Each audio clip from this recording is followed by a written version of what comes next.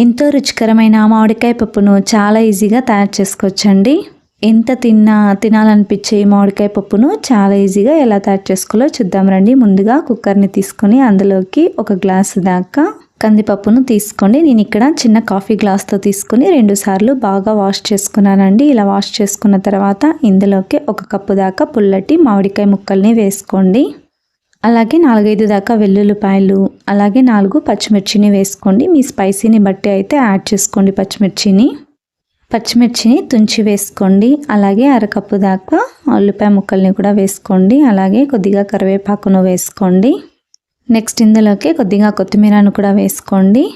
1/2 tea spoon దాకా పసుపు, అలాగే 1 టీ స్పూన్ దాకా ధనియాల పొడి, 1/2 టీ స్పూన్ దాకా కారం వేసుకోండి. పచ్చిమిర్చిని వేసుకున్నాం కాబట్టి కారం అనేది చూసి వేసుకోండి. ఇందులోకి ఏ గ్లాస్తో అయితే కందిపప్పును వేసుకున్నారో అదే గ్లాస్తోనే 3 నుంచి 4 గ్లాసుల దాకా నీళ్ళను వేసుకొని కుక్కర్ మూత పెట్టేయండి. ఇలా కుక్కర్ని క్లోజ్ చేసుకున్న తర్వాత స్టవ్ మీద ఉంచి దీన్ని 3 లేదా 4 విజిల్ దాకా వేపించండి. నేను ఇక్కడ 4 విజిల్ వేపించుకున్న తర్వాత కుక్కర్ ఓపెన్ చేసి ఇందులోకి రుచికి సరిపడంత ఉప్పును వేసుకొని పప్పు గుత్తెను తీసుకొని ఇలా మ్యాష్ చేసుకుంటున్నానండి. మామిడికాయని వేసుకున్నాం కాబట్టి పుల్లగా ఉంటుంది కాబట్టి 4 విజిల్ దాకా వేపించింది. 4 విజిల్ అయిన తర్వాత ఇలా మ్యాష్ చేసి పక్కన ఉంచుకోండి. నెక్స్ట్ పప్పు కోసం స్టవ్ మీద గిన్నెని ఉంచి 4 టేబుల్ స్పూన్ల దాకా ఆయిల్, 7-8 దాకా వెల్లుల్లిపాయలు, 1 టీ స్పూన్ దాకా ఆవాలు, 1/2 టీ స్పూన్ దాకా జీలకర్రని వేసుకోండి. 4-5 దాకా ఎండుమిర్చిని కూడా వేసుకోండి.